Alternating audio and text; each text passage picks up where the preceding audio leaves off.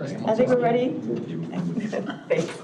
I will bring the Planning, Environment, and Development Committee meeting to order. It's 8:30, 8:31. Thank you. And Kathy, could you take the roll, please? Krieger. Here. Thomas. Here. Kearns. Here. Kaminsky. Present. Gaudemeyer. Here. Campbell. Here. Smith. Okay, so I'll entertain a motion to allow Jim Kearns to, we have a quorum, so I'll entertain a motion. Moved by Kaminsky, seconded by Thomas. All those in favor? Aye. Aye. Welcome, Jim. Hi, Can you hear us? I can. Perfect. All right. Make a motion to approve the August 5th Environment Development minutes. Okay, we don't have any come up. Okay. Moved by Joe to accept the minutes from August 5th. Do I hear a second? Kaminsky. All those in favor say aye. Aye. That motion carries. Public comments? We have none. Okay. Last call. We're good. Alex? Thank you. Any member comments? I'd like to say something. Sure. Go ahead, Jim. Hey, last month I brought up about looking into an ordinance of shooting near school properties, properties that are contingent, that we've looked into that. Over the weekend here on Saturday evening, the shooting started around 8:15, went to about 10 to 10:30, and it continued on at nighttime. And I think we really need to address that one and look into it real hard. And I know we are, but I think that's when we need to move on. These people are going to hurt somebody before it's over with. Thank you. Okay. And are we still, I didn't realize that with the minutes from last time that we had that discussion. Are we still looking into that, Adam? We have looked into that. And in fact, Scott and I met last week with the sheriff and the state's attorney's office. I think there are some tools that can be looked at. However, I don't think the proximity to a school is the answer. And I would encourage Jim, maybe you could reach out to Sheriff Tatelman and have some additional conversation about what you experienced over the weekend. So there are some options, and we need to discuss them a little bit further. But I'd like to kind of have a discussion with you offline on that, Jim. But the proximity to schools will not be the answer. Is there a noise ordinance? Okay. Yeah, they don't enforce, they really don't enforce it. We don't want to discuss this right now. It's not on the agenda. I'm sorry. We'll do it offline. Thank you. Thank you. No, but good point. I think we're still looking into it, right? So, okay. Any other comments? Okay. All right, moving on to number 6, because we haven't seen any new business. Discussion and direction. We're looking at an ordinance that removes county board action from solar generating facilities, CUPs. This is for discussion and possible direction only. We're not taking action today. So, Adam, would you like to Sure. take that away? It's quick and easy. We've had a couple discussions with the state's attorney's office about this possibility. It's been presented kind of offline a couple different times in a couple different ways. And they believe that state statute does afford the county board an opportunity to do that. It would be via an ordinance, a standalone ordinance or an amendment to the UDO.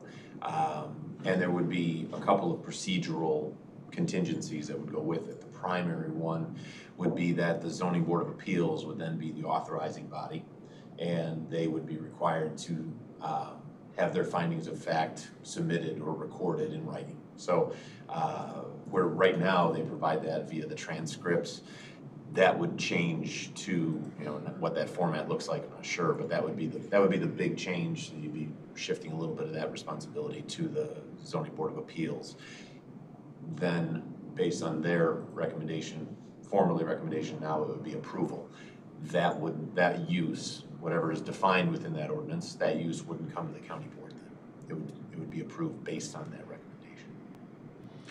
So that, go ahead. So what entailed of them adding that extra step right now they just produce transcripts, what's the extra step that they would have to do? They would have to provide for their finding of facts in writing. Now, the question is procedurally, do they have that meeting where they collect all the testimony and witnesses, et cetera, and then continue it a week or 2 weeks? We don't know what that really looks like. And then in the meantime, the ZBA members would document what their position would be, and then they would come to that voting meeting with that position.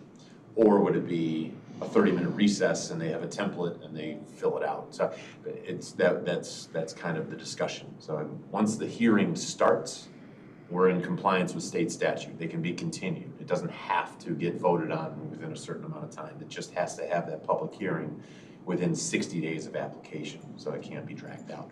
Once they start that hearing, they can continue it and get themselves in order as they see fit. For the new members here, like myself, what we've been told is that we cannot vote no against. I mean, you can vote no, but ultimately it has to be a yes. We don't have Is there any some authority. clarification? We don't, the state took away all of our authority except for one or two things. Is the setbacks.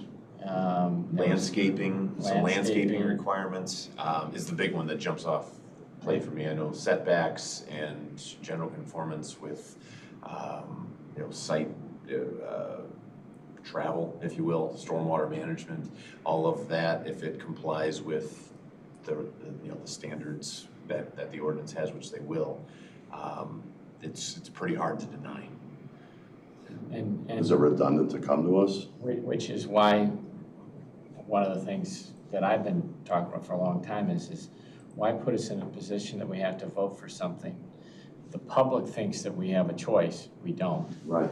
And it's just, I'm perfectly fine with letting the CBA determine those 5 or 6 items. If they have them, in my mind, it's no different than issuing a permit.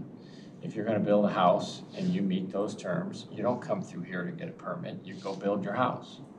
And if, I don't think that's the right way from the state level. I don't think I would have voted for this if I was in Springfield, but we're stuck with it. And I just don't like the idea that, we keep getting letters from people saying, don't do this or don't do that. It's not even gonna, we don't have much to say about it. Sure. It's the same scenario we got with the rodeos. We keep hearing like somehow we have authority to say no to this. It doesn't come to us. That's fine, yeah. It's a temporary event. I mean, and that one's a more permanent event, but I'm perfectly fine taking a vote if I have the right to say yes or no, and it actually can do something. But I don't see any reason why I am stuck with the state of Illinois saying it's zoned ag, so therefore it's automatically allowed. And we're not gonna take ag off of our books. We're not gonna take industrial off of our books. And both of those things under the statute basically say, this is where they go. So they can only go on ag property? Well, they can go anywhere you want, but if they're on agriculturally zoned land, then the state of Illinois says that's perfectly fine. That's a primary use for it. Okay. If they meet those. They meet the other requirements. Parameters, which is out of our purview, that's more. Well, it's just, did you meet the setback? Did you meet the landscaping or didn't you? Yeah. I mean, and if you didn't meet the landscaping, what do you have to put up to meet it? Are there other, I almost raised my hand.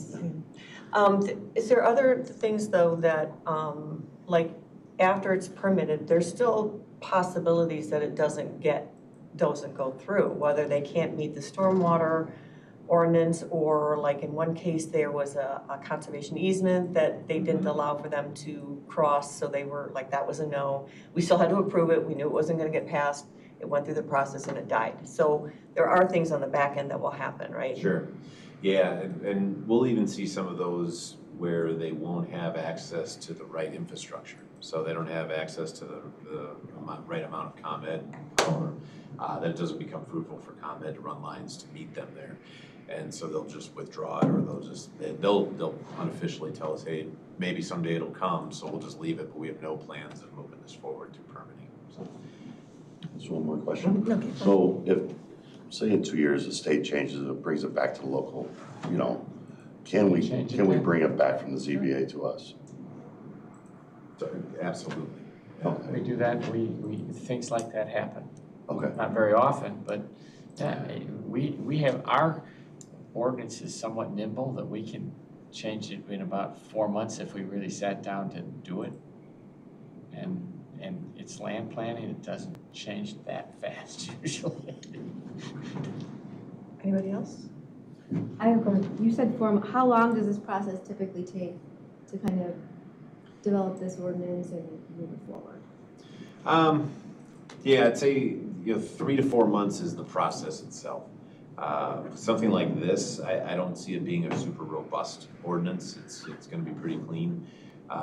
So I would say probably 4.5 to 5 at tops. But yeah, that's based on this. We'll kind of start steering that way anyway. Jim, did you want to weigh in at all? Do you have comments? Yes, I had a question for Adam. Go ahead.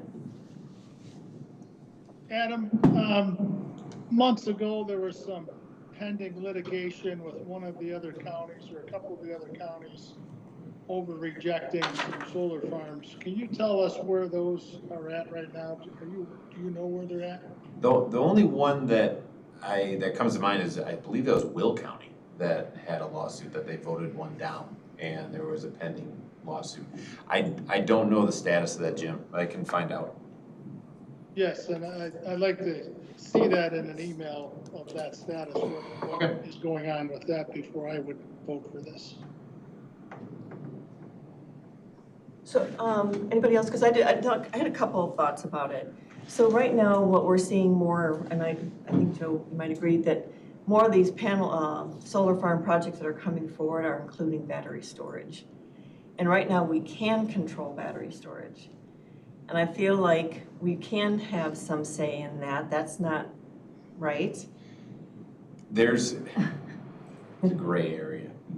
Right, so, and I know right now, our ZBA is very uncomfortable with moving anything forward with a battery on it because we don't have anything in place to provide the standards, so that we're looking into that, right? How you contain the batteries if there was spill or something like that? Yeah, so at present, we don't have standards for them in the Unified Development Ordinance, which without the standards means they're prohibited. So if someone were to come to us, and they have, and said, hey, we have a battery energy storage system that we'd like to propose on this industrial lot, we would have to tell them, hey, listen, it's prohibited because of this. Other municipalities do have it. That said, under the solar generating facilities, they're being incorporated as an accessory use. And so that's where that gray area comes in. Are they allowed? Are they permitted? Are they allowed as an accessory to that, or could those standards preclude them? The ZBA currently, and you have one in today in this cycle, that they removed the battery system from the proposal and then approved it. They put a condition on that they recommend approval with removal. So those standards vary, but they have improved over the last probably decade, maybe 25 years, to having self-contained, a little bit more sensor, like regulating heat and monitoring heat, and then having liquid-cooled cycles to cool the batteries down so they don't get runaway heat. That would then lead to kind of a chain reaction where once they combust, they combust. So while those are improving, we're still analyzing and trying to set up the zoning standards that would support that system being the one that, if they come in, there's definitely benefits to these systems, just as there are risks and hazards. So we see the momentum building for these requests as opposed to being pulled out and then going away. Going back to Jim's question, sorry, when we were discussing this other county, it's my understanding that not only would, if we went to court, meaning McHenry County, we would be culpable to also pay for the state's litigation. Is that accurate? That I'm not certain of. I'm sorry, could you repeat that? So it's my understanding that not only do our state's attorneys have to go to court for us, on behalf of us, but then we are then culpable to pay for the state's attorney, not our state's attorney, Oh, but but on the litigation from Springfield. And so, Well, Springfield doesn't file a suit, but the question is, if we know we're operating outside of our theory, or outside of our rights, then if we get far enough outside of the rights, the court could assess us fees. If they haven't done that, but it's out there. I mean, it doesn't happen very often, But I think you're talking about, we would pick up the attorney fees for the other side. Right, that's what I mean, Right, that's and that's exactly, we're talking about the same thing. It doesn't happen very often, it's not impossible. And the danger you have is maybe on one, you get by, but you're on your third or fourth and you got the same judge, and they've just ruled 3 times in a row that you've lost. By the time you get to third or fourth, you're going to get hit. We're right. wasting his time. And so then that's burdensome financially, knowingly, we're gonna end up in court, our state's attorneys. Which is one of the things that you have to look at. It's like, does it make sense that we're, putting our taxpayers in jeopardy to pay Right. not only for this lawsuit, but to pay the other side's part of it? We're not there yet. I don't think we've gotten to that point. If the role was reversed, if you were sitting there as a judge and you keep seeing the same case, and you've ruled 3 times or 4 times, how many times do you have to go, hey, what are you doing?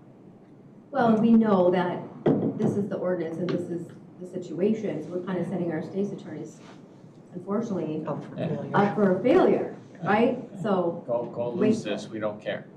Or if you do win and it goes to the appellate court and then you get overturned there, now you got the judge and everybody mad at you. I don't want to set precedent that way. Yeah, no, I think that this is the better financial route. Yeah, right. My concern is, and what I'm hearing, Jim, if I'm correct, you're kind of holding off until we find out a little bit more about litigation in terms of your position. Am I reading that right?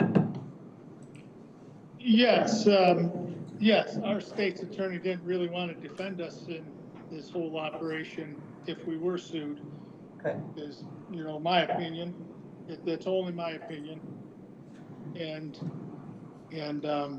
I feel that an easy way is to just make it go away from us and not have to worry about it.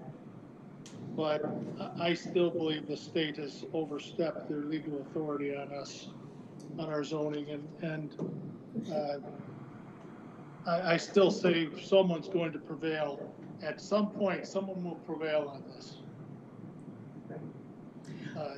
A county will prevail and beat the state at this. So I'm wondering what point we are at that litigation. Or not us, but that county is in their litigation. If they've given up on it, or if they're still battling it, I'd like to find out the status of that. Okay. All right. Did you go ahead?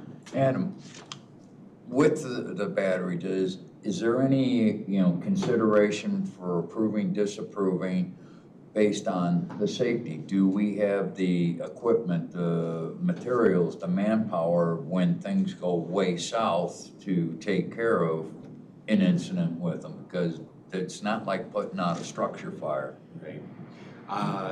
Does that At the play entitlement anything? stage, no. At this stage, no, of the approval process to get the land use, no. At the permitting stage, there's some theory that yes, you can install some safety measures, setbacks from unit to unit. You can have that compartmentalized design as opposed to the older, less, more traditional or less effective designs.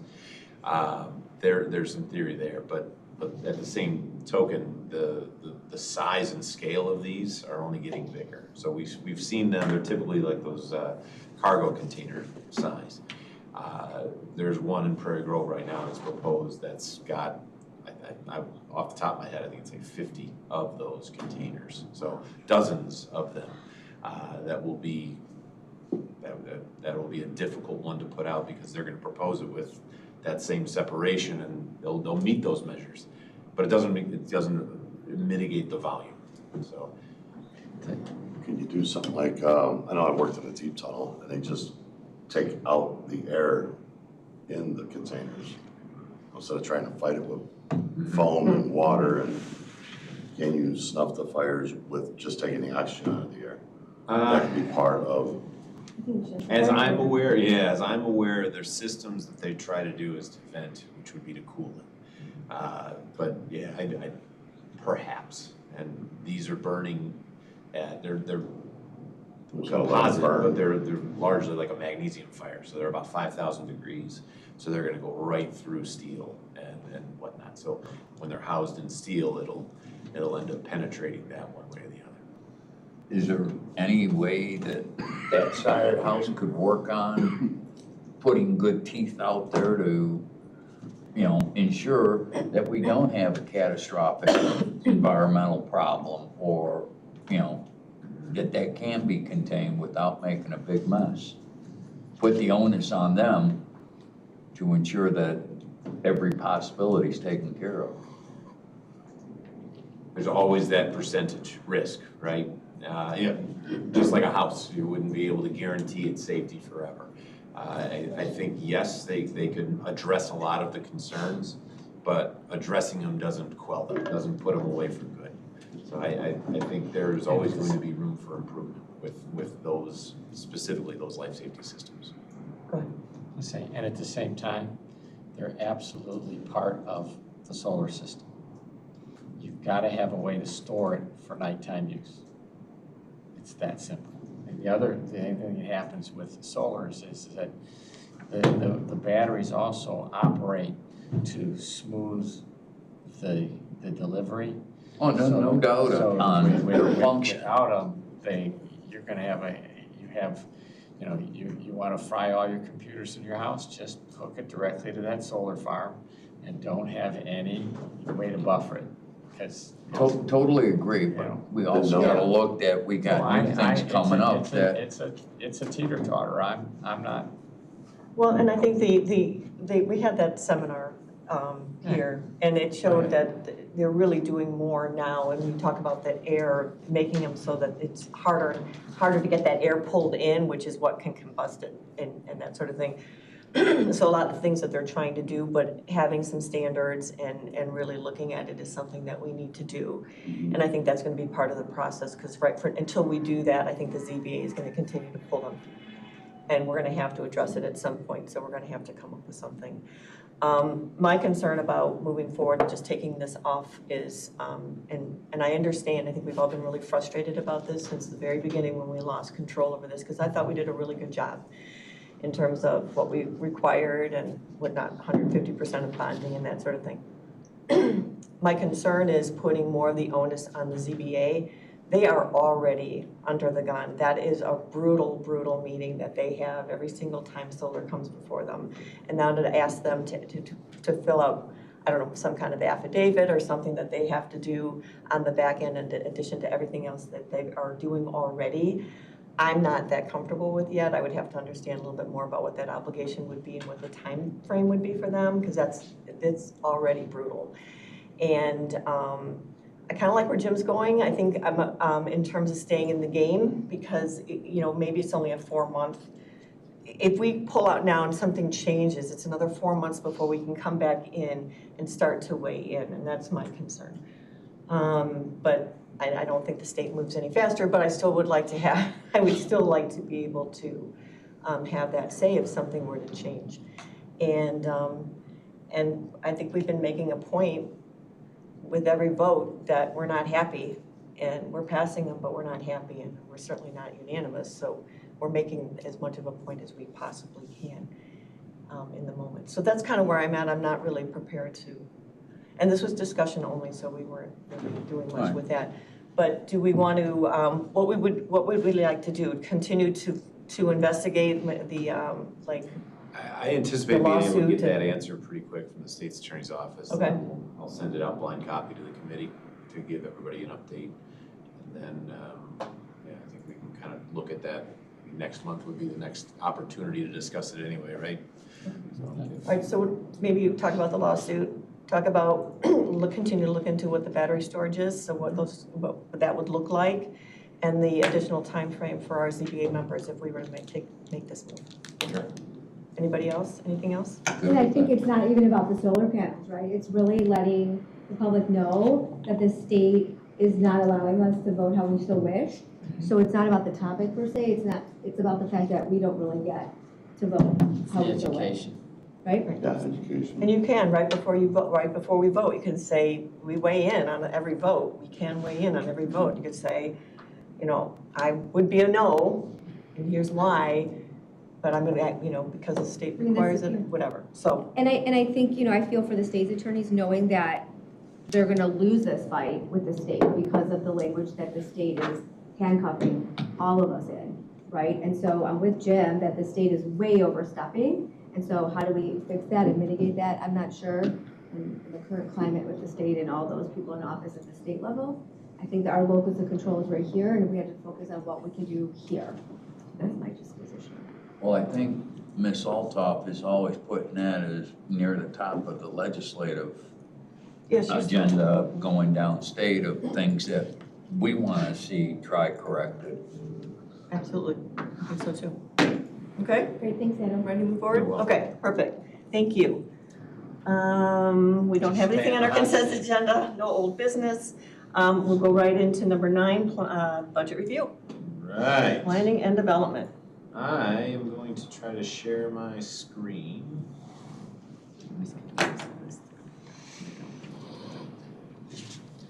Without calling Dan up. Too late. Make it look a little better. What's up? So it'll make it look a little better. Oh, yeah, I don't have that. Okay.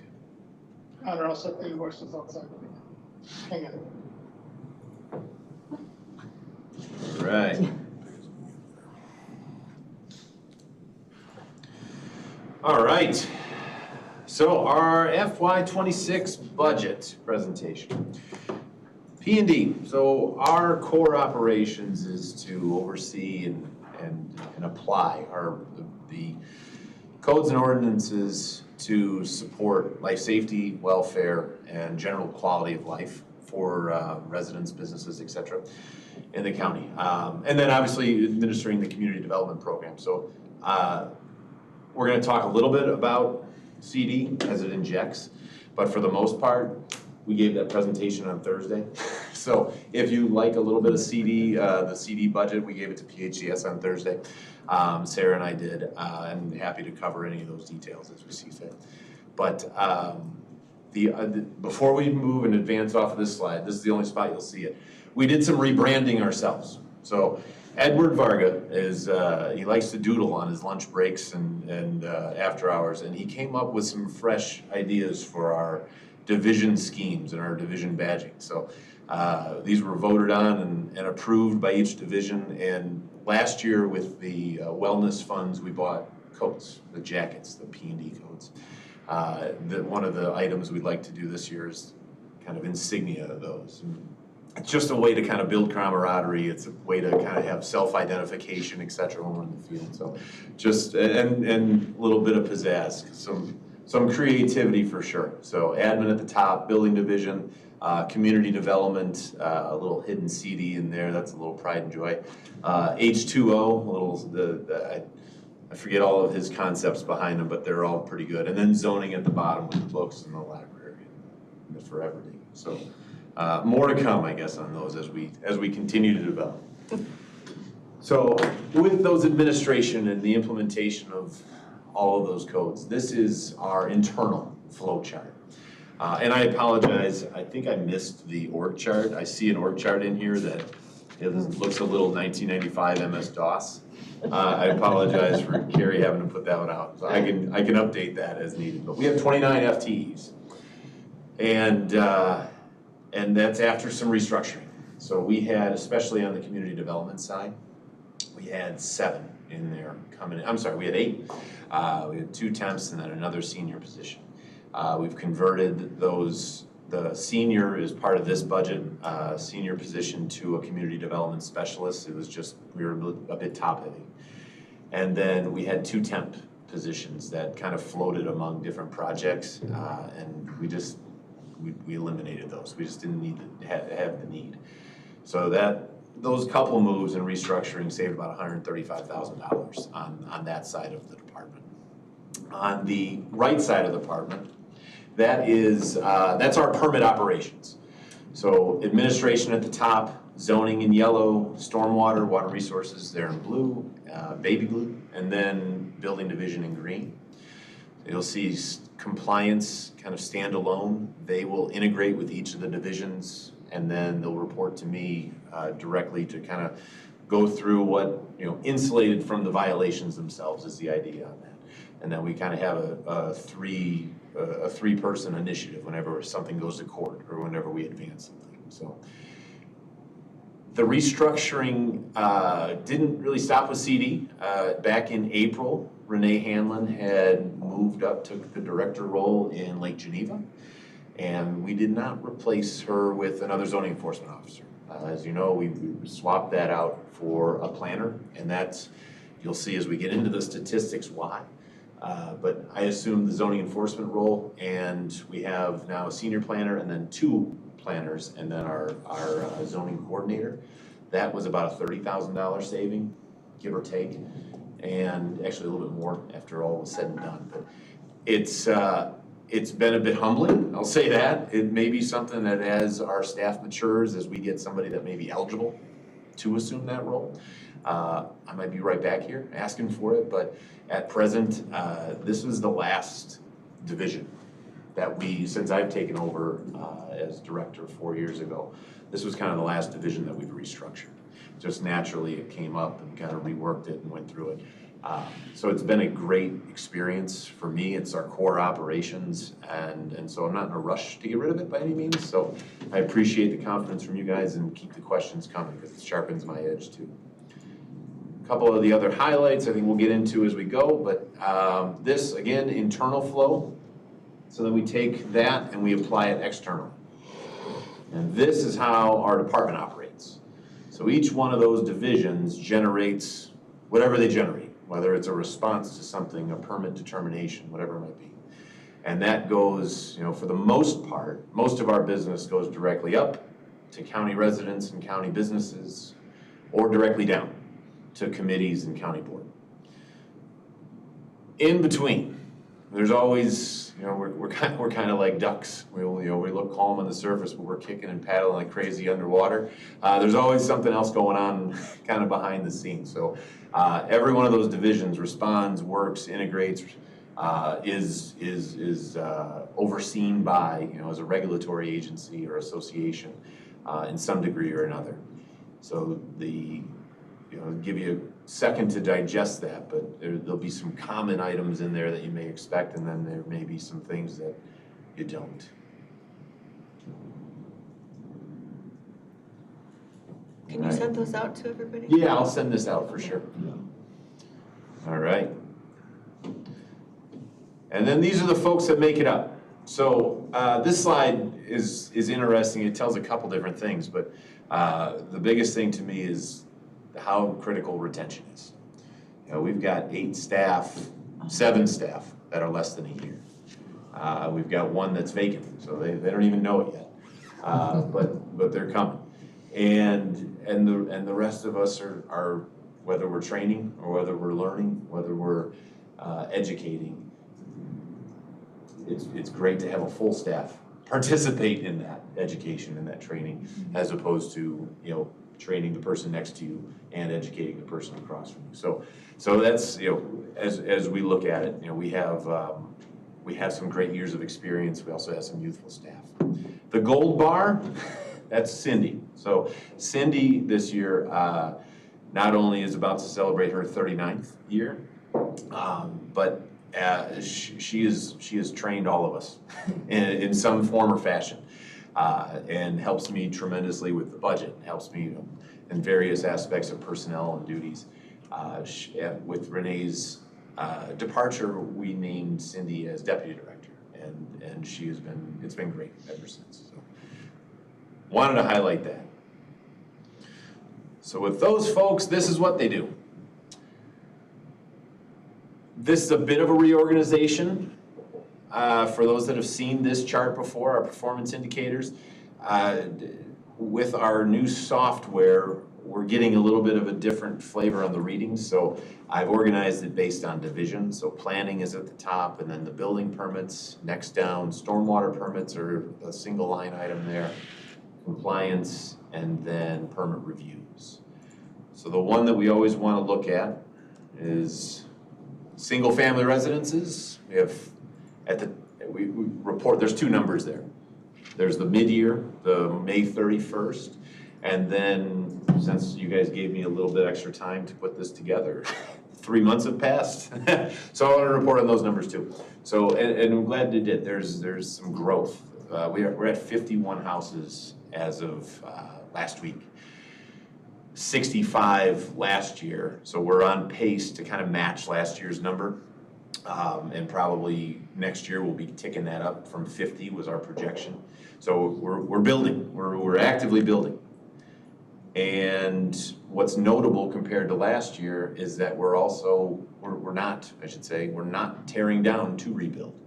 Last year we had 65 new construction and we had 19 teardowns. So 1/3 of the houses, in theory, were a net no-gain. It was a wash.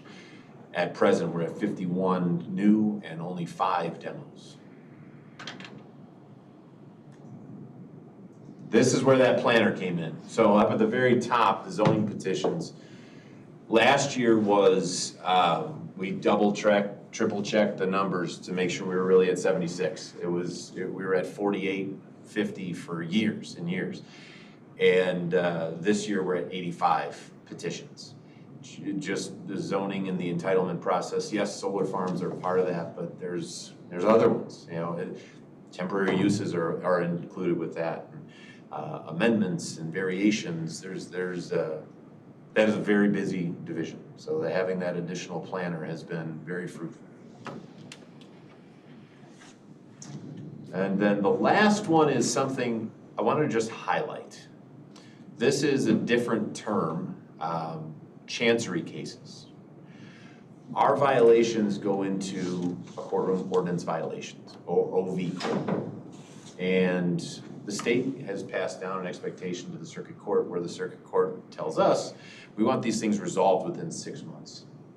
Okay, so when we're trying to do compliance, enforcement, it's if you built the deck, the only thing we really care about is you getting a permit for that deck. The fines, we can, but we don't enforce, be $200 per week while that violation is in existence. So it can add up. Very, very, very rarely, I would say 1 out of every maybe 500, it's a very low percentage. Do we ask for anything more than the minimum fine? So we go to trial and they're saying all the stuff that they want to say to defend themselves, we're still going to ask for that minimum fine because the only thing we want is compliance. We're in a situation right now where if they were found guilty in a lower court, an OV court, at that 6 month, we would ordinarily pose 90 days as part of the agreement, then we would refile if they didn't get that permit. Well, those guilty pleads are not allowing us to get compliance because there's some legal discussions going on. Long or the short, we'll skip that part of it because it's actively being litigated. We'll skip that part of it and we'll go to the end. These cases are taking longer for our habitual violations or for our violations that have been, just chronic where they would clean it up and then it comes right back and we send it back to court. It takes 4 or 5 months just to get a court date in these chancery courtrooms, maybe even longer. And then the next hearing is 2 or 3 months down the road. So I bring this up in this venue to say there's some cases that may be going on that you may hear some stuff about that may be long in the tooth. And if it's in this chancery courtroom, that could be why. That could be a cause of it. And where ordinarily we would have 1 or 2, and these are those court-ordered cleanups or something very signature, we're on pace to have, we have 8 right now. I would expect another 5 to be filed before the end of the year, which would get us to about 13. We just don't know what next year brings. The health department's in kind of the same boat, and I don't know if they've shared any of this, but I wanted to at least put it out there on your end. It'll be a staff. Slow in the Chancery Division, I understand. You understand, right, yeah. No, I don't think I stepped in any landmines. I have a 1.5-year-old case in Chancery Division, I understand. So we're not excited about it, but I wanted at least to highlight that. In terms of some of the other numbers, it's pretty standard, except for the fact that they've swollen. We've got some, well, we're busier. How's that? In a nutshell, this is the summary. This is the nutshell. But this is 3/4 of the way through the year. These statistics at 2,300 permit reviews and 1,100, almost 1,200 permits issued with 3 months to go. We are close to 2022's number, which is the highest that we've recorded under our permit systems going back to, I think, 2004. So we're very busy. And we're very busy in a year that we switched absolutely every single process. So it was, if you were to tell me that those would be our statistics in terms of the volume, and we switched permit systems, yeah, I don't know, I probably would have polished up my resume last year. So I'm glad I didn't, because that team that I showed you has crushed it, and it's been a little bit of a learning curve, and it's been trying, and there's been frustrations, and there's been backups and hiccups, but through 75% of the year, through all of the permit reviews, and through the peak of the season, we are currently at 90.03% of our permit reviews are getting out within 2 weeks. So that has been our goal for, 7 years, and we failed to achieve it the first 4. We've achieved it the last 3, one by our knuckle, maybe even took a little bone off, but this year we're cruising right at it. We're very proud. I'm very proud of the work that our team is doing. Now that I told you how great we're doing, I recognize the financial picture, and I recognize that there's a call to reduce. Over the last 10 years, I've been doing the budget, partnered with Dennis in 2018, 19, and 20. So since 18, so about 7 years straight. We've tried to trim and be as lean as possible. When we lose a position, we try to add it to a smart role or eliminate it. Our people are our most expensive component. We've got a big chunk of red there, and I'll talk about that, and we'll look at what those can be and what they won't be. You guys determine, make those calls, but we try to be very smart with the dollars you provide us. Our expenses this year, we're at about 65, almost 66% through 3/4 of the year. That reclassification was $33,000 in total savings.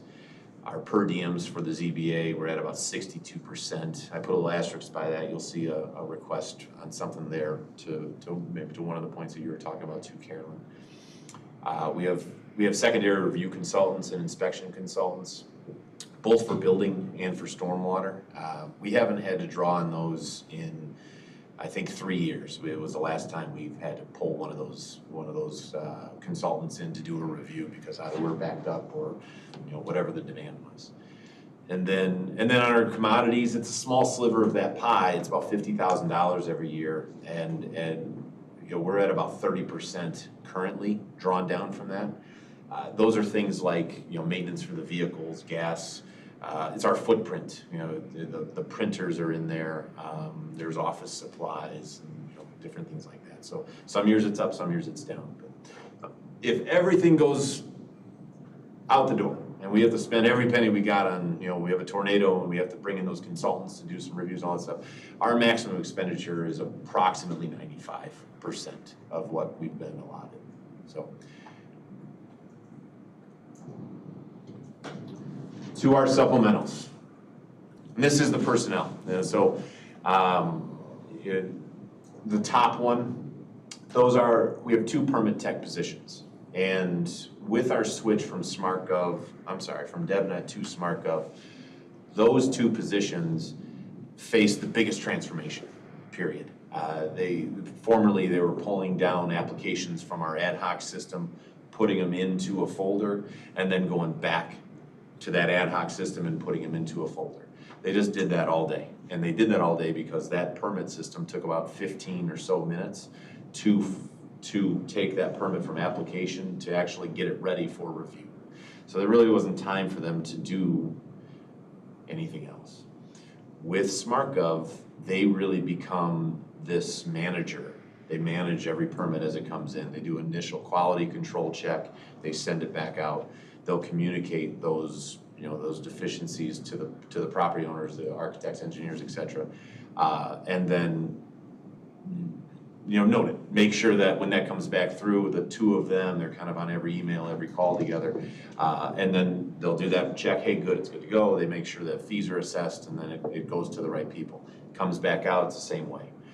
So their role has changed dramatically to utilize some of the expertise that we expected out of them. So that's really the basis for this request. It's about a $7,000 not for both of them, between the 2 of them, about a $7,000 increase. So I respectfully put that out there and understand that, again, I understand the climate. The Zoning Board of Appeals, this is a goofy one because there really is no job description. It's an appointment. They're under our payroll every month, but there has been a request from the ZBA for consideration of a pay increase. Their last pay increase for the per diem, it's a per diem, every meeting they get paid.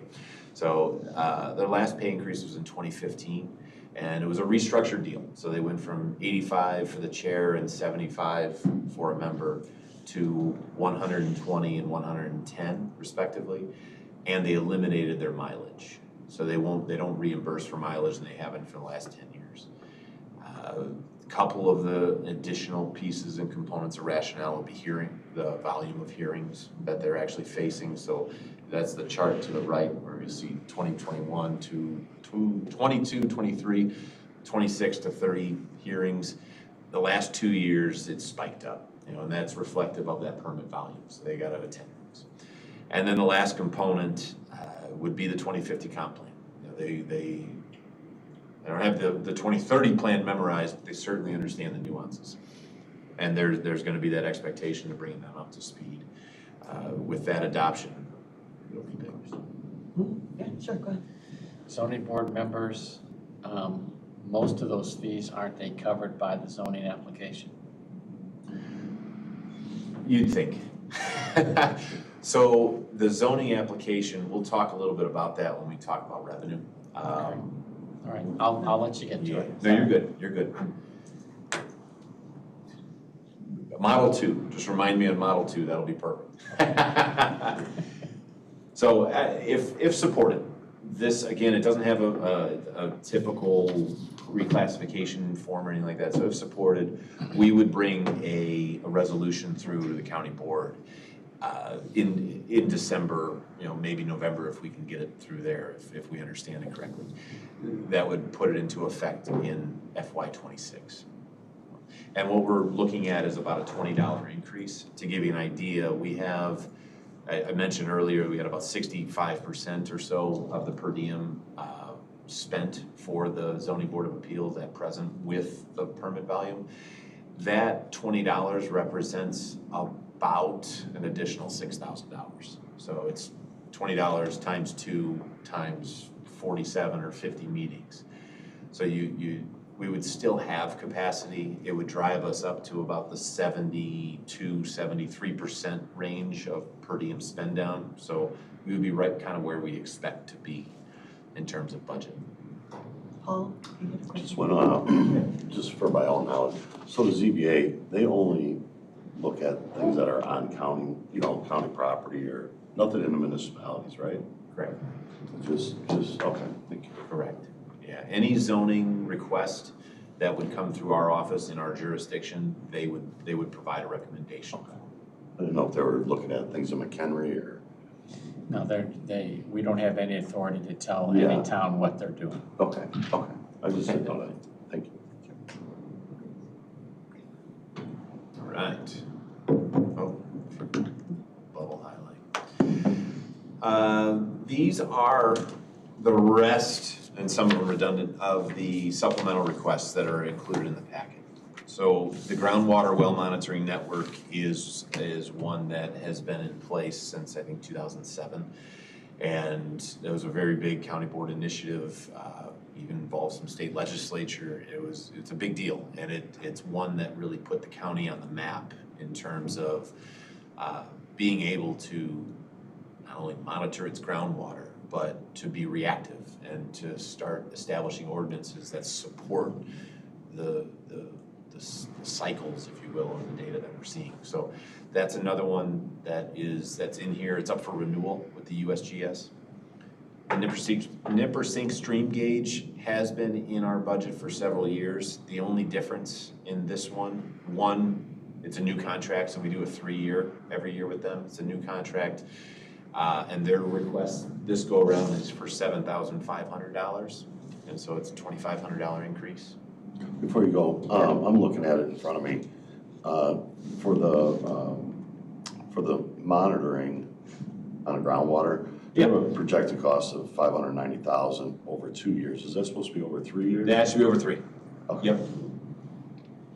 Yeah, the FY 26, 27, 28 is listed there. I know that's accurate because we've had several discussions with them. And roughly, that's like around $5,000 a monitoring well. Is that? Bingo. It's Do you about just kind of 47. figure how much time someone spends there, or is there mechanics that go down into the well? So what they do is they have real-time monitoring. I think it's every 10 minutes it records data and it pushes it back. And so we've got every 10 minutes over the last 15 years of groundwater data. And then every 10 years, they'll come out and they'll do a decadal study, and they'll take samples from each one of those wells, and they'll do an analysis of, I think it's 26 different chemicals that, or things that'll be in there. So arsenic to nicotine to everything. So yeah, it's fed, it's got a little receiver on it that shoots that data out, and then they actually built a website for us to give us that so we can monitor it ourselves. So that's like just a recurring cost of $5,000 per well. Yeah, it has some management, some time in, some services on USGS's side. There's some equipment, I'm sure contingencies on their end. Maybe if the equipment fails, we don't have to pay for it. Almost like warranty work, I would say. It's built in there. Does every one of them fail? I would say we don't know, but they'll fix it without us having to pay for it. Okay. And then you have privy to the information here. Yep, yeah, it's a public website, so yeah, we can share that if there's interest. And we do push it with developers to, hey, take a look at this, can kind of tell and gauge what the behavior is underground. And there's no negotiation really with these numbers? No. It's like a contract you're signing, right? Yeah, it would be a contract, yeah. As I mentioned, those are some of the conversations I've had with them. Okay. As we see it creep up, because we see it creep up every 3 years, little by little by little. And they provide staff. I mean, they come out and they give the reports every year, and she's come out and done things off of that report. Yep. Seminars, and it's good real-time data over a period of time, so you can kind of see trends in water recovery, for recharge and that kind of thing, and whether or not what kind of chemicals are getting into the groundwater.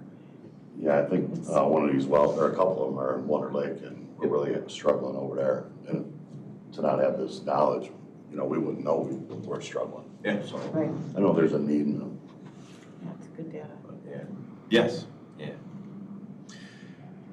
Wetland consultant is another one that we have formerly had it as a 10-year contract, and we brought it to the committee at that renewal, and so we're bringing it back. This will be the 3rd year in a row. So the committee basically asked, hey, we'll do it year by year as opposed to a 10-year deal. So that's included again. I would, the note or the thing I would highlight with that is if that does not go through, then, and we're planning for contingencies always, but if that doesn't go through, then it would require, based on the ordinance, we would have to have a wetland specialist. And to bring one in would be somewhere in that $80,000 to $100,000 range. So it's a duly used service. We use them for about 100, 150 inspections a year, and they do get paid their share, but we don't have to pay that at $90,000.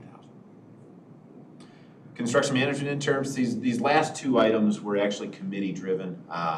The last 2 years we participated in MCC's construction management internship program that reflects quickly to the manufacturing consortium, and they get announced in January, and then we would bring it forward. And I remember Kern saying, "Why don't we just put this in the budget and let us consider it at that point?"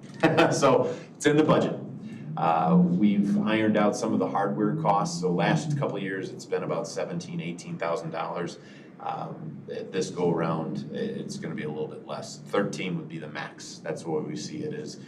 I think this past year we spent about 9 of that, and the rest got swept back. This is about 13. If we installed that in, I think we'd be covered for several years while that's operating.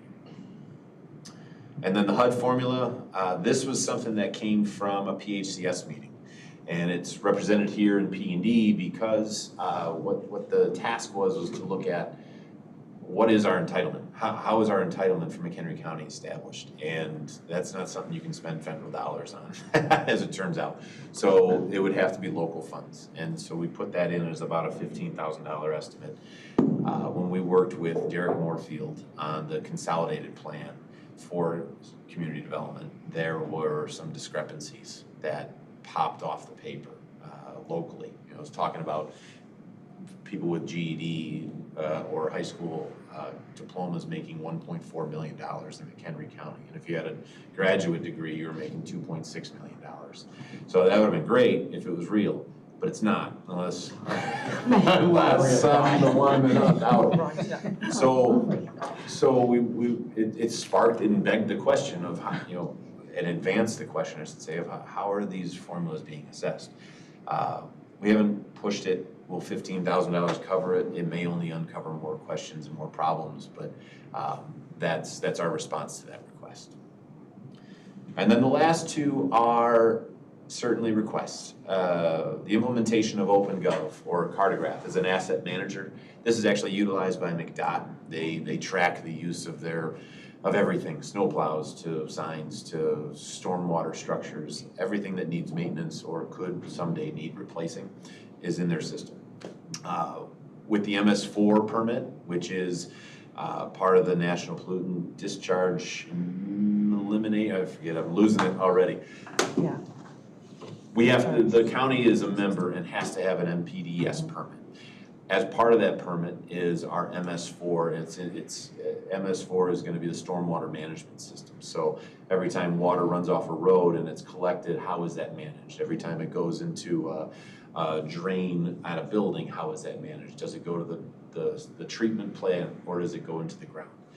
So that program changed this year. The EPA is the one that runs it. IEPA. Scott and I just met with them a week and a half ago or so with their inspectors, and they ran through our program, kind of a closeout of what the past one was, and hey, get ready for the new one. The new one has more detailed requirements where they're going to look at additional structures, and not only are they going to look at not just that system, they want to see all the branches of that system, but now you have to look at it quarterly. So we're going to look at 8 more things, and we're going to look at it 4 more times a year. Or 3 more times a year, sorry. So we needed to kind of formalize a plan of action. That asset manager has the ability for us to build databases that would then give us a plan of action going forward to know when we need to either call in or report it to McDOT or the building manager or ourselves or our facilities and go do that inspection. So it gives us a tool that is definitely putting software in front of trying to hire a staff to do it. question? Yeah. So on that, when you said with the stormwater management, does that information about where that flows and that sort of, does that get captured in there as well? It can, yeah. Yeah, so it can go as granular or as high level as you want. And so what we're looking at it for is not only, where it flows, but what's in it. Did it have the rainbow? Did it have a foam on top? Did it have, and then where did it go? Yes, but what caused it? And so that ties back to maybe another set in that database, another system that would be monitored and require inspection. So it to us puts all of this information in one central spot that makes it reportable for one, but two, actionable and actionable within good time. This would be very easy, like you can tag if something needs to be worked on. It's much easier than, having to do it by hand or some other system. Because you can do it right through that system, right? You can tag it to as a work order when it just has to be done. Bingo. Yes, and it can tie in with our compliance systems and what we have currently. The alternative is we would be inventing a system, and that's I can't say it's going to be any different than the $25,000, but it would be different than where we're at. This is like Algonquin City Works. Algonquin uses City Works, and they took them a while to get it up and running, but it is incredibly efficient. So, okay. Multi-users, you can share it throughout your whole team? Yeah, Or so is there minimum or maximums? no maximum. It's unlimited seats, and you couldn't have planned a better segue. Other divisions can use it too. So when we look at that, how would they? So community development was one where we can track projects a little bit better and have a little bit more communication platforms. And the other one that has not been touched is zoning, and be it the conditional uses that are on site, managing if those conditional uses are meeting the conditions that have been applied to them, and making sure that those inspections are carried out. Those are the first two that would have definite shared success with this platform. And then the last one is an extension of the USGS well monitoring network. We had a sample that was taken in the last decadal study. They did an extra sample just to look at PFAS. So PFAS are a forever chemical, and they're used in several different things, almost everything. Primarily, where we see it and how it gets introduced to the groundwater is through firefighting foams. So they'll do trainings, they'll do fire, actual live scenarios, and that spray, and it goes in. And so what PFAS is, it just never breaks down, and it has carcinogenic properties to it. In addition to that, we have microplastics included with this study, but that initial sample in 2020 was taken prior to really any PFAS testing by the EPA, any approved testing by the EPA for PFAS. And then in 2022, it came to life that, hey, we have a means to do this. So they took those samples, they tested them. This study would be a 2-year study that they would do that exact exercise again and compare what was there to what this sample would produce. And they've extended it into microplastics.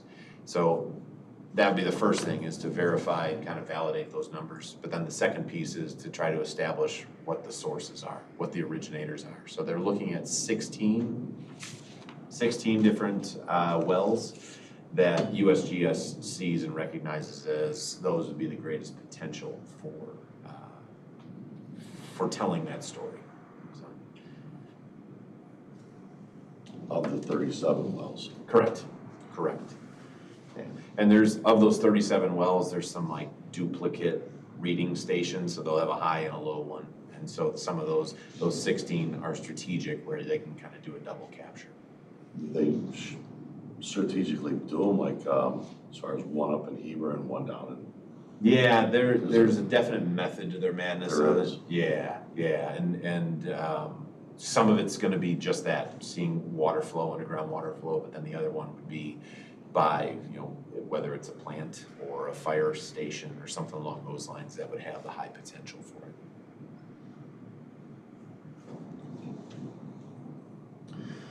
All right, you guys didn't beat me up too bad there. So this is the good news.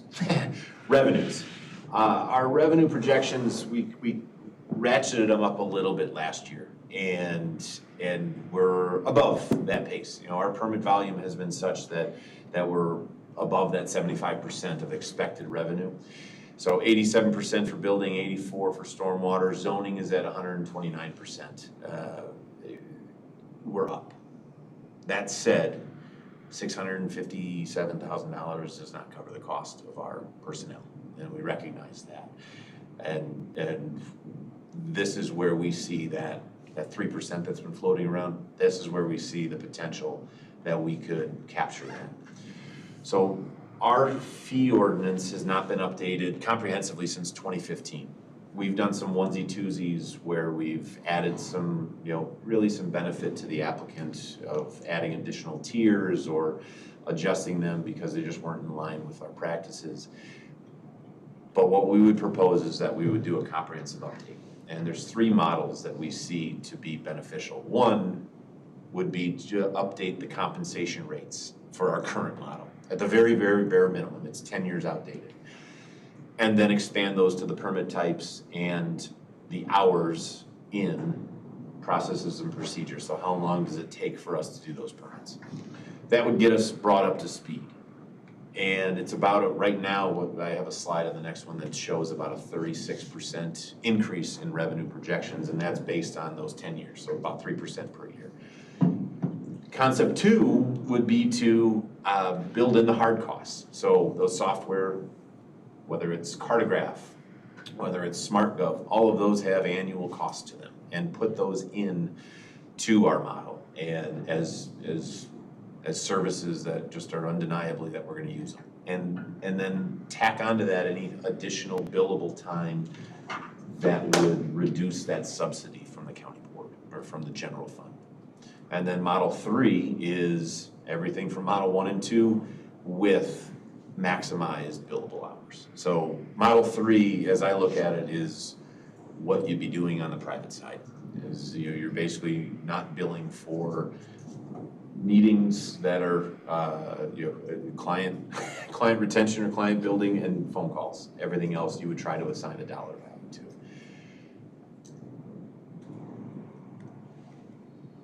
This is the model that we would see for at least model 1. And this is, you know, kind of in that zone where we'd have about 125% increase in building costs, in stormwater, 150, and then 129, I think that must be carryover from the zoning, the other table, because zoning would see the biggest increase. The amount of hours that go in to those petitions does not cover the cost from the department. You talked about zoning board members. They're definitely not included. We have temporary use discussions by the dozens, you know, of rodeos or temporary entertainment events like concerts. Those go to multiple departments, sheriff's office, EMA, state's attorney's office, and those are $100. And so we've had 28 of those, and we have a total revenue of $2,800. So there's some inequities there, and we would push for those to, if that's where we make up our 3%, maybe that's where we close the gap a little bit.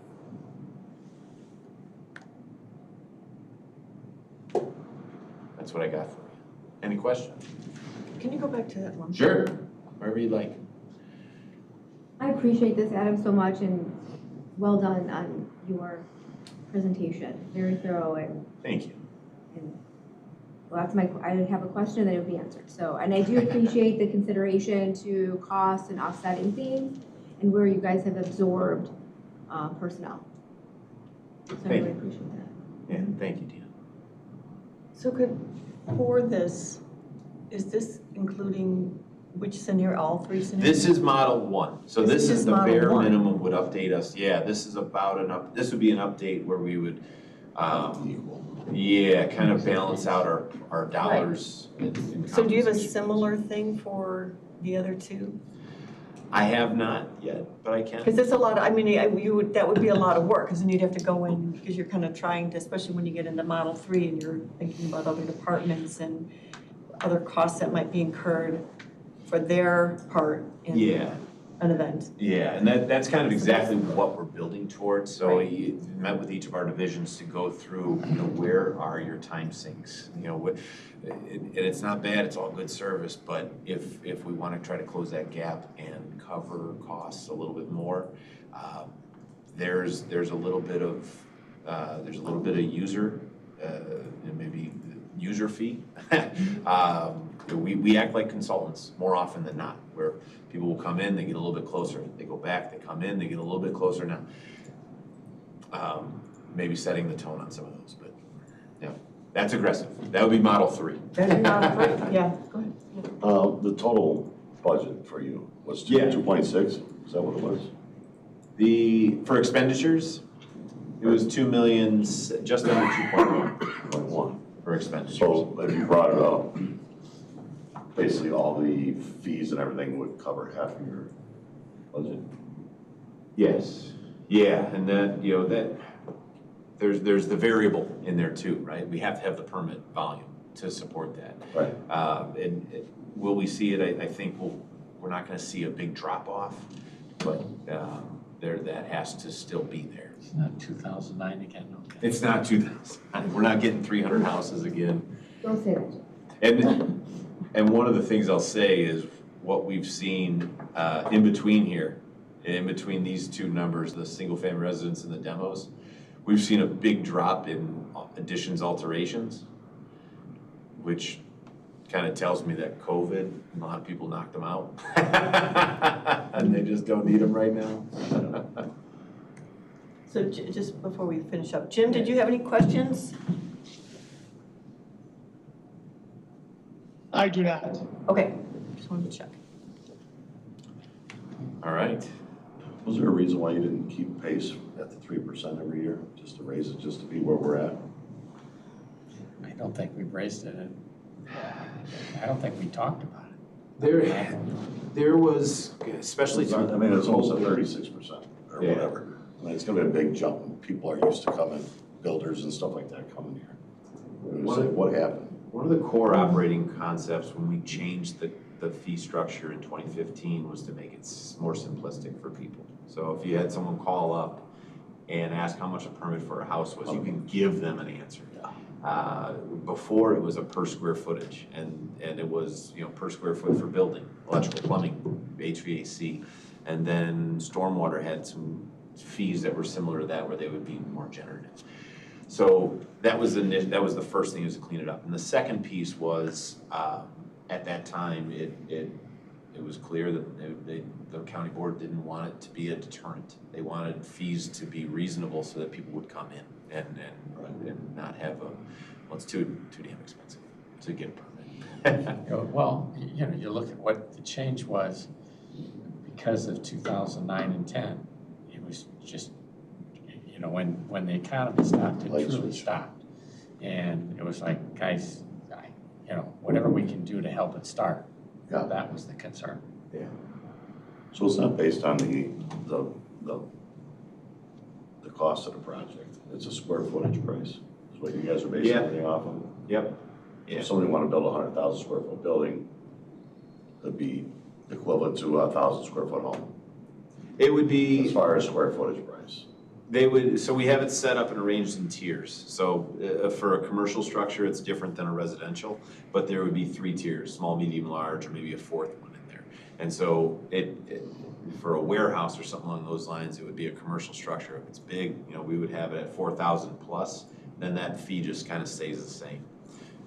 We don't have hospitals. We don't have, that's where those fees, those per square footage and the escalation fees really take root, is if you have a hospital or something along those lines where every inch has to be reviewed, we just don't have those. And so it does make sense to tier it and stop it at a certain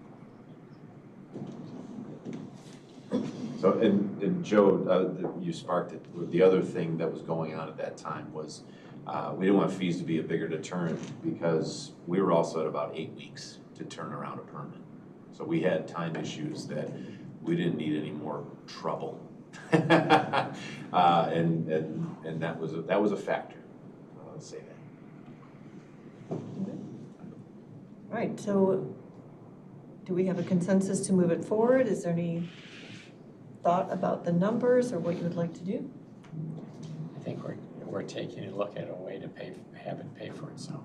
Good. Yeah, I feel it should probably, Help to move it forward? You okay with that? at least model one. I'm fine with them looking at all of them. Yeah. Yeah. But I think from a budget standpoint, what I'm concerned about is, did we put something on here that we can't pay for from this group? They're trying to say, here's how we pay for it. I'm okay with To that. help pay for it. The last two items are, Well, we'll see if they can, we gotta get the rest of it together before we get to those two. okay, And I respect that. thank you for, Okay. All right, Jim, you're all right with moving it forward? Yes, I'm okay with it. Okay. All right, so All right, move it forward. thank you all very, very much. I'm gonna stop sharing. All right, and I guess. All right, could I going just next. ask one question? That was Sure. on here. Mhm. There was also an ask of, I think, a pay raise, or at least in a, That was the the permit text. The two where I you were, believe- because of the, Those are gonna be position in per the hour change for 2025, Yes. 26.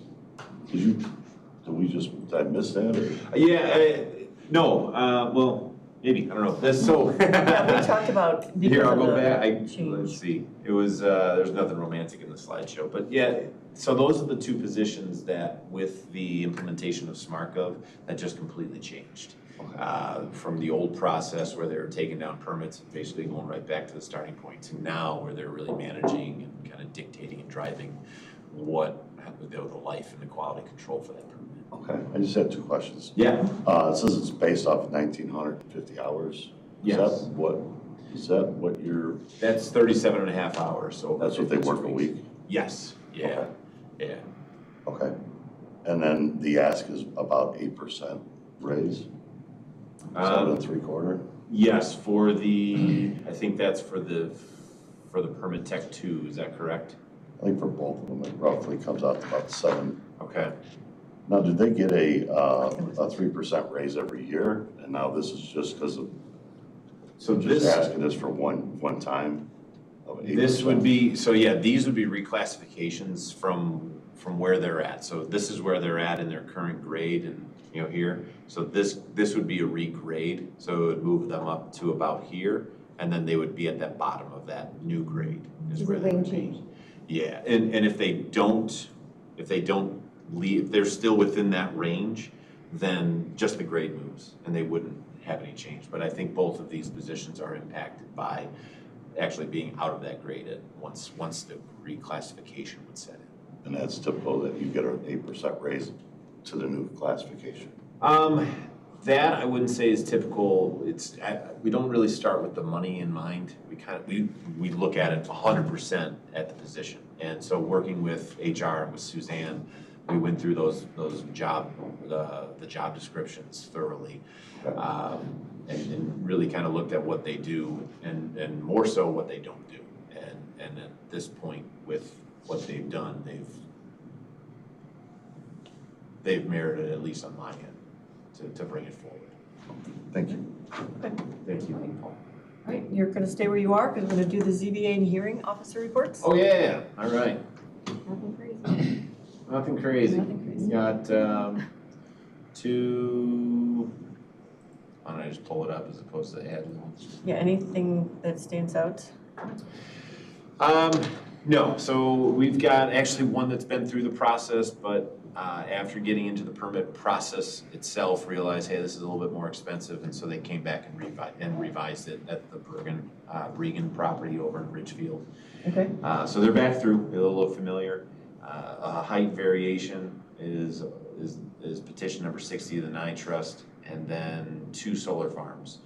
The Kona, I believe, is the one that had the BESS system taken out of it, so that's a condition.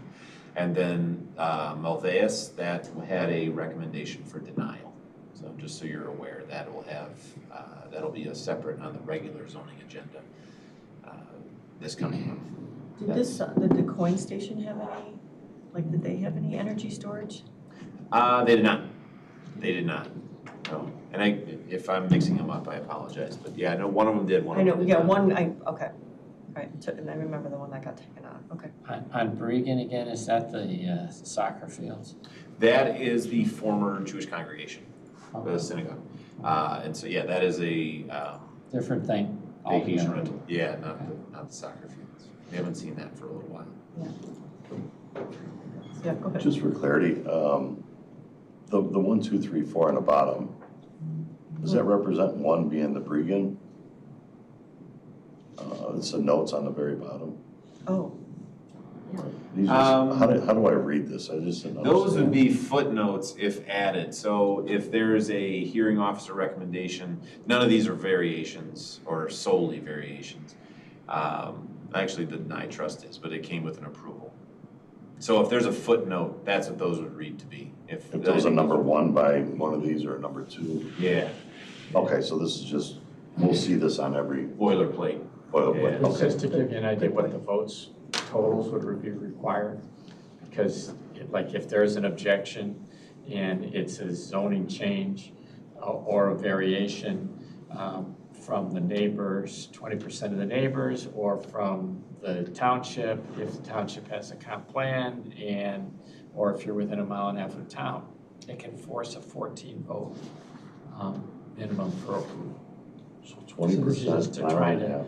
to try to say, here's what you're looking for. Yeah, it's 20% of the surrounding, like circumference, township or within 1.5 miles of town that files formal objections. Those 3 things will get you a 14 vote minimum. And so if you have a 14 vote minimum, just to give you an idea, and you only have 15 people show up, you still need 14 votes. Yeah, not 2/3 or It's whatever. not 2/3, it's 14 votes, no matter what you have. So those notes, I don't think come up at all on this agenda, but it's good to have some place, it's a footnote to kind of say, why is it 14 on this one and, Yes or no? 10 on the others? Okay. and we're doing our zoning 101 again, right? Isn't that right before? Yeah, we're our doing, 15. Next, Yeah, the count. okay. yeah, I think it's September 8:15 11th. in the morning. It's gonna be amazing. Yeah, it'll be, yeah, and this is just Come bright and early. procedurally, yeah, kind of going through the UDO. But yeah, things like that are, it's just helpful, how many votes are needed to pass, Sure. Okay, good. I mean, Well, so we'll have more opportunity to ask questions. I think that'll be good. Yeah. So, Thank you. all right. You betcha. All right, anything else? Future I'm topics? No, you're done. You had enough. Thank you. Yeah, thank you. Anybody would have a future topic they would like to bring up at this point? we kind of know. I think we do. I think we do. Are you gonna do anything with comp plan? I'm sorry? Oh, for goodness Oh, sakes. yeah. Yes, you're right. Comp I plan. almost let you go too soon. Yeah, no, Thank you. you'll see an email. I have had it drafted up now, I think, for 4 days and haven't quite sent it, just out of being distracted, honestly, by this. So what we anticipate, we have the revisions back from all the comments that have been made. House Levine has done a good job of addressing them and trying to provide additional detail where detail was necessary, or changing it where that was obvious and clear too. Probably the biggest, if you will, change that we endured was there was a note on there, and it came through our HUD guidance of, DEI. It probably needs to be removed from all of your plans, and we've seen it across the board in all of our community development programs as well. So with some great effort, we went through and had it coursed out, and not just those terms, which were maybe 1 or 2, but even to the point of just taking those words out and just putting in a different synonym throughout. So we're very excited to have this out there. It'll comply with that. It'll also, we believe, meet all of your needs in terms of the concerns that have been shared, and it'll be a good plan to supplant the 2030 plan. So we're excited to try to get it to use, but it'll go to you guys again in October 1st, and then with fingers crossed, it'll get approved at that meeting, And then what we would anticipate and hope for is training for the ZBA so that we could implement it January 1st. So we hope we can line up all those trainings as well. That'll be good. So it's coming back here first, and then it will go into in October, and then before the county board. Yes, so next county board cycle, it'll be before this committee at this One meeting. more time. Yep. One more time. But, and when you get it out, that gives us time to read it, if you want to have then your comments ready for that meeting. Okay, Yes, all right, we're excited. okay. Thank you. Right. Now we're done. Now, No future Motion to topics, adjourn. motion to adjourn, good. Second. Dr. Kaminsky. So much for speed. Yes. All in favor? Aye. Aye. Thank you. Thanks, Jim.